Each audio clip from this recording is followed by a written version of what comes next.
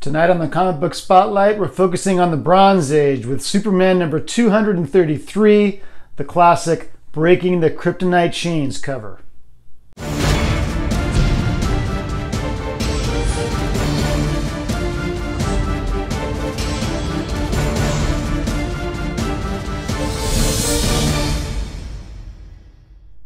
Superman number 233 is cover dated January of 1971. Which means it probably came out around Thanksgiving of 1970. And the issue signals many changes for the Man of Steel. Up to that point, for many years, it had been edited by Mort Weisinger, and we saw a lot of imaginary stories, super pets, things like that. With this issue, Julius Schwartz takes over as editor, Denny O'Neil takes over as writer, and they wanted a more grounded Superman. They wanted something more in the real world. They wanted to bring down his power level a little bit and just change things up. So in this issue, you see all kryptonite on planet Earth being transformed into iron, which is harmless to Superman. So one of my favorite panels from this issue is a 2-bit Hood trying to stop Superman with kryptonite and Superman eating it like it's an afternoon snack. Great series of panels in this issue. There's a lot more going on with this cover. This is a classic cover. You see this cover on posters. I've seen this on t-shirts. It's one of those covers it's iconic. It's breaking the chains.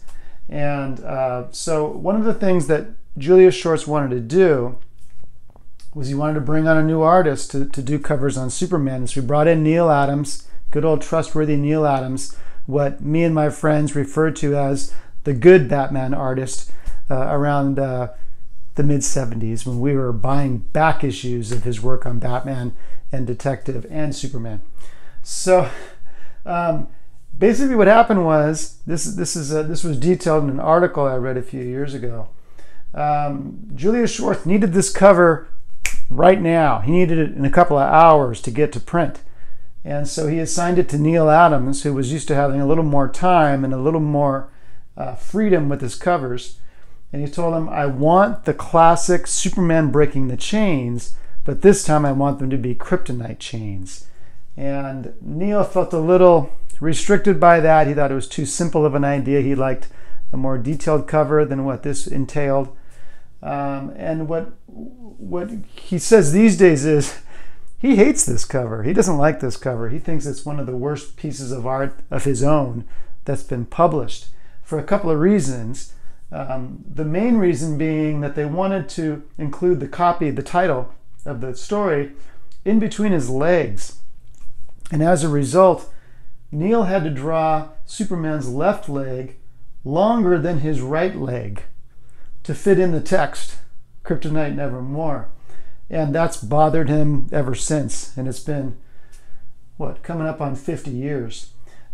So that's a problem. He also thinks that the face is drawn too simply, that there's not enough detail there. I disagree. I think the face looks great on this Superman. And I think it's a great cover. But you will see Neal in numerous interviews over the years describe this as a cover he does not like and does not appreciate and does not look back on fondly at all. He did sort of make amends. He also did the cover of Action Comics number 485, which I think is a reprint of this issue, but he did a new cover, which is another great Kryptonite chain cover. So there's a lot going on here. It's a wonderful book. It has let me see here. Oh, this is the issue where Clark Kent stops being a newspaper reporter and becomes a newscaster. And so we get, the TV station. We get Morgan Edge, his first appearance. There's a lot going on here. But you probably want to see the book. So let's take a look at that.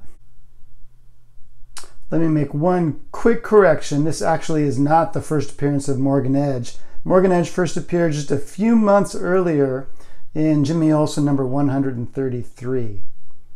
But here we are with Superman 233. Most of you will be very familiar with this cover. It's not a hard book to find, but the price has been going up in recent years. There are, I think, about 644 copies graded in the census, and about 115 in this grade or higher. This is a 9.2 with off-white to white pages. There you see some notes. Clark Kent becomes a TV newscaster. All kryptonite destroyed. World of Krypton. Backup stories begin. Again, the main story is written by Denny O'Neil. Backup story by E. Nelson Bridwell. Kurt Swan, inked by Murphy Anderson. I think Kurt Swan is one of my favorite artists, without a doubt. But when he's inked by Murphy Anderson, it's just a little bit more special.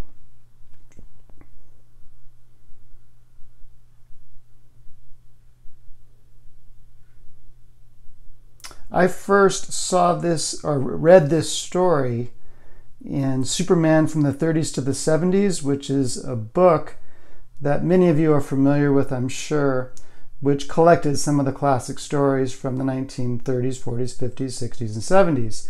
There's a Superman version, there's a Batman version, a Wonder Woman version, and a Captain Marvel version. That's the Fawcett Captain Marvel, not the Marvel Captain Marvel. Anyway, those were wonderful introductions to Superman from previous decades, and the stories were printed in black and white, but the covers were done in full color. And so the first time I saw Superman 233 was probably in Superman from the 30s to the 70s. This, like I said, is a 9.2 copy. There really aren't any visible defects. I'll try to show you the spine, but there really aren't the spine ticks that you see commonly in books from this era. It's really, well, that top left corner is a bit fuzzy, but this is a pretty tightly graded copy.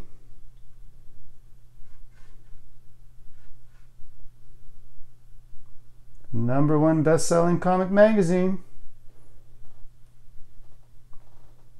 And I'll show you the back cover. Big fast cars need big fat tires.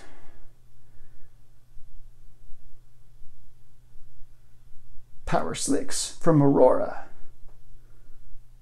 I love back covers.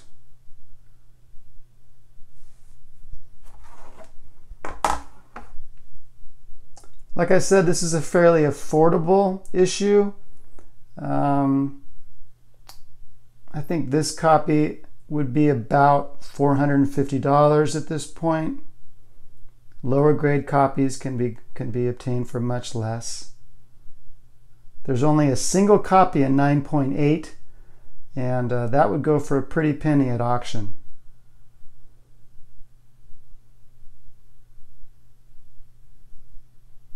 There's that long leg, that long left leg. So that's a quick spotlight on Superman number 233. If you're a Bronze Age fan and a DC fan, I think it would be a great addition to your collection. I think it will only appreciate in value as classic covers become more and more important in the collecting hobby. So I'll be back tomorrow night, probably switching to Golden Age tomorrow. That's probably the favorite books in my collection are Golden Age. So you might see more Golden Age than Silver or Bronze. But please like the video. Please subscribe if you haven't already. If you haven't seen my website yet, www.detective27.com. I have some comics for sale there. I have a few statues for sale there, so take a look if that interests you. And I will see you on Facebook. I'll see you on the message boards and at a convention near you. Have a good night, guys. Take care.